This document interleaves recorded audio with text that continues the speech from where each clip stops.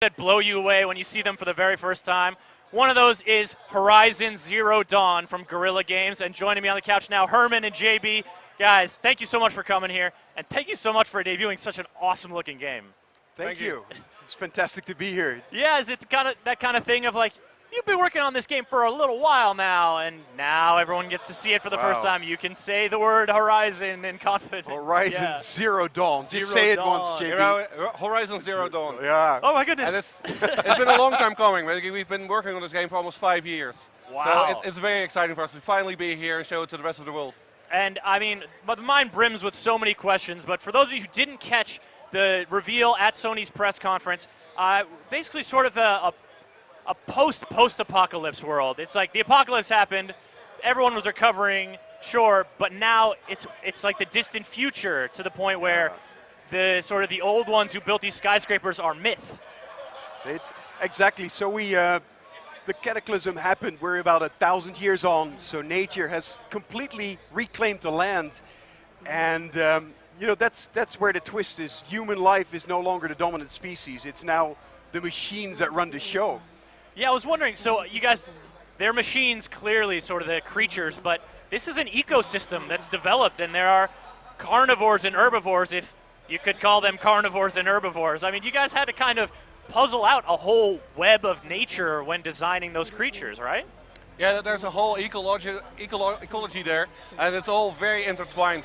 We're not really going to tell you basically how all the robots are interconnected and what their exact backstory is, but basically that's one of the big mysteries about playing the game and finding that out. But in the movie, you could already call out a couple of the elements where you see the machines working together. Aloy, she's taken out the little watcher, because clearly he will alert some of the bigger, more aggressive machines. And so you see them come together. You also see that some of these grazers, you have the regular herd-like, but also more the alpha guys that will take you on. So there's a lot of collaboration between the machines. And then, of course, the giant sort of dinosaur, brontosaurus-esque ones looming in the background. Just all these questions come to mind. Are those discs, do they get solar power? You know, how do they do all this stuff? And I think that, you know, obviously we're not going to go too deep into it now, but just the way that sort of sparks the imagination. Was this something that for you guys was really, must have been just a tremendous act of creativity and collaboration? Yeah, especially from a story point, basically just weaving this whole universe, basically where the robots and a sort of tribal form of mankind live next to each other. It's been really interesting playing with those two components and seeing how they interlock. And we haven't even seen sort of the nobles. They're referenced in the trailer, but this is just one tribe. There's a whole human society in addition to, you know, the creatures we see. And that's exactly what this game is about. All these big questions, these machines, where did they come from? Why are they here? How does Aloy, as the playable character, how does she relate to them? And she's taken us on a journey to uncover exactly these kind of mysteries. And I think the word relate there is so key. One of the moments that a lot of people I talked to about this really latched onto was when she takes out that first creature and says, shh, you know, she's gentle. She says, sorry, little one. There's a kind of respect shown for the creatures. It's not this normal adversarial man versus machine relationship. Now, to the people of this world, basically, these machines are part of nature. They are a form of nature, and they've never actually known a world without these machines.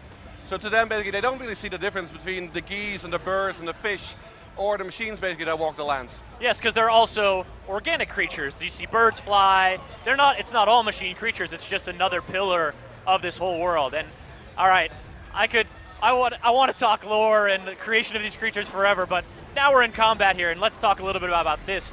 You guys have gone from Killzone, the series, first-person shooter, you know, par excellence, and now into a third-person action game. There's shooting, sort of. What's your philosophy for what kind of experience you want to create for the player in combat? So clearly you see Aloy being a member of a relatively primitive tribe, taking on a massive, giant robotic machine here. So she's the raw power she can never match. So she will have to be smart, she will have to be agile, and that is before, during, and after combat. She's got a bow with a lot of different types of ammo on it. She's got a rope caster to tie him down. It's all about intelligence, agility, and knowledge here in terms of combat. And obviously, we're building on the experience we've gained making Killzone. Killzone was all about tactical combat. and so is Horizon. So in that sense, we're kind of building on the legacy. And you know, we're seeing the protagonist here, Adeline, is that her name? Aloy. Aloy? Aloy.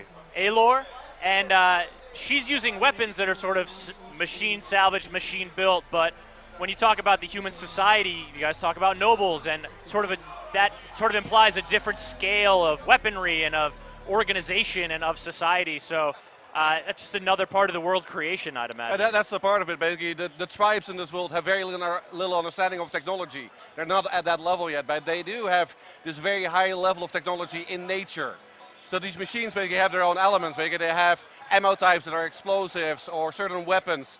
And Aloy's type of combat is also about being resourceful, about gathering these resources and combining them, making new weapons out of it that they can use against the machines. Yeah, and let's talk about something that's, you know, gathering resources, stuff that's outside of combat. Can you give a little hint about what kind of the gameplay flow is going to be between combat times and and exploration or anything like that? I think it's a little early to go in too much depth on the RPG side of things, but in this movie, you already see you see her actually harvesting some of the elements. You see in the weaponry that there's robotic elements, machine elements already on her weapons. She uses that for her armor, for her ammo, and other things. You see the grazers; they're kind of mining the earth. You see the canisters that she's after. So clearly, these have a purpose for her. So that's a big part of this game. It is an action open world RPG. It is an open world RPG with competitive multiplayer added in, of course. And we're making a single player game. Thank you very much. Fantastic. And it just looks gorgeous too. I mean, you guys have been working on it for 5 years, but in 5 years, tech has changed, tech has evolved, but you guys at Guerrilla have always sort of been on top, keeping your game, you know, sort of at the bleeding edge. Talk to the art director. Yeah, how do you sort of, you know, art direction and then technical execution, you guys just marry those so well. Yeah, well, you know, building Killzone has always been a very good experience. Basically, we love science fiction, but this was something completely new for us as well. Building very large, very lush worlds is a completely new, different challenge. So yeah. all Not the a lot of greenery on Helgen. All the artists basically went from, okay, I'm really good at making metal and concrete, to now, okay, I'm gonna become really fucking good at making trees and grass and big mountains. So do you guys just have nature documentaries running in the background all day long? All day. Lots of them. But a world like this, I mean, this is at an apocalypse, but then 1,000 years on. Try to think that through conceptually. There is obviously no photographic reference of a world like that. So everything is being discussed by the team, and not just the art team, but predominantly also the design team. It's been a lot of sussing out for us. I would imagine so. And just, yeah, kind of conceptualizing what kind of story you want to tell in the world, because you're taking on, you know, at least the themes that come to mind, the man versus machine, the sort of technology versus nature. You're subverting that in a big way, but so there's power to be found and identification in terms of our natural reactions. Oh God, the giant robot monster must be evil, but you're really sort of playing at maybe something that's more nuanced than that. There are a lot of big themes here. You know, life after us, what happens actually when humankind no longer is that dominant species. There's also the autonomy of machines, of drones. Like, how does that work? So we're not necessarily answering all those scientific questions in great detail in this game, but they are kind of the backdrop for us coming up with these big concepts. Yeah, I don't need to know what the exact chemistry is of these green tanks on the back of the Grazer here, but man. There is a reason for all of that in the game. Oh, yeah. I guess that's another challenge, right? If you're building an entire world, an entire new place you're conceptualizing, you also have to have some focus. Otherwise, you're never going to develop a game. You got to sort of pare down the things that are important to you. And so, in terms of the player experience, what were some of those pillars of what's important to you guys with Horizon Zero Dawn? Well, there's a couple of aspects. First of all, basically exploration. Basically, this is a large world. There's a lot of mysteries in it, there's a lot of stories to tell, so we want the player to go out there and find interesting places, see a point on the horizon and go there and find adventure there. That's really important for us. But of course, it's also a combat game. It is an open world action adventure, and that action part is really important to us. So as you go out there, basically there's lots of activities to do and lots of creatures to fight, and also lots of humans to fight, of course, as well. There were a couple of big themes, obviously, that are major pillars for us. It is the nature versus the advanced technology. That is a big one. It is that David versus Goliath feeling of the primitive hunter versus these giant robotic machines.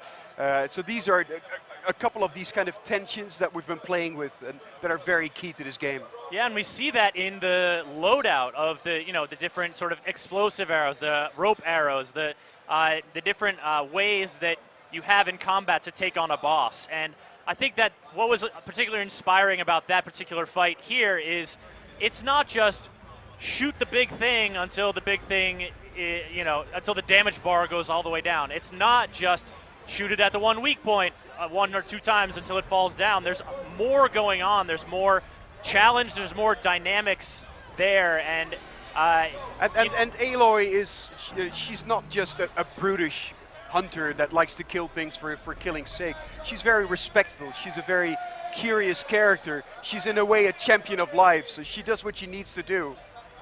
And there's that philosophy that many associate with sort of the Native American tribes, having that respect for nature. And do you guys sort of draw on any particular rebels of history or of human civilization now and in the past to sort of inspire you? Any touchstones in particular? As part of the research, we looked at every single tribe that ever existed and read their stories, and Native American tribes are part of that as well, but also Mongolian tribes or African tribes, basically just looking at how humanity sort of lives in its most primeval form. Which is not a confirmation that all of these tribes are in Horizon. Just to clarify. Well, yeah, I mean, it was, you even early on, sort of the trailer, you're getting a look at a very diverse kind of humanity, and I think that that's one of the powerful things in terms of imagining a new future. What kind of diversity do you have there? What kind of societies have come up, given that it's basically sort of, the world has gone through a millennia of upheaval and human shifting and nature talking rising. About these tribes, they have never known a world without these machines in it. So the old ones, that's us, right? So the way they deal with the machines is very different. Some hunt them down, some might find other ways of dealing with them.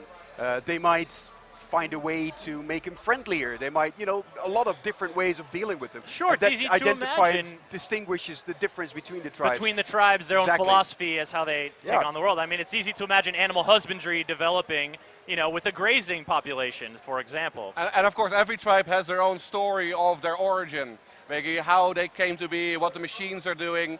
None of all of these stories are correct, of course. Maybe there's lots of mythology and legend there as well.